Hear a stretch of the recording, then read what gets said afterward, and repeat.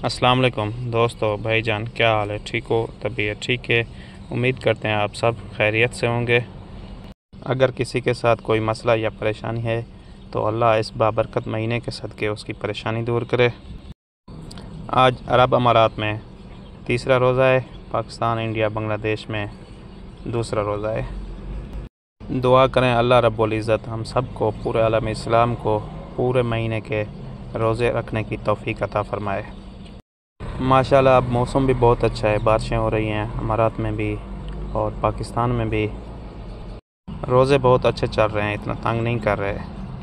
अच्छा दोस्तों, हम इस टाइम अलैन मार्केट में हैं। पहले आपने देखा होगा वहाँ से बकरा मार्केट, वहाँ से गुज़रे। अभी इधर जहाँ से खाना मिलता है मवेशियों का, बकरी, ऊँट, बल्कि सब जानवरों का खाना मिलता है यहाँ से। हम इस मार्केट में मौजूद हैं इस टाइम, आप देख सकते हैं।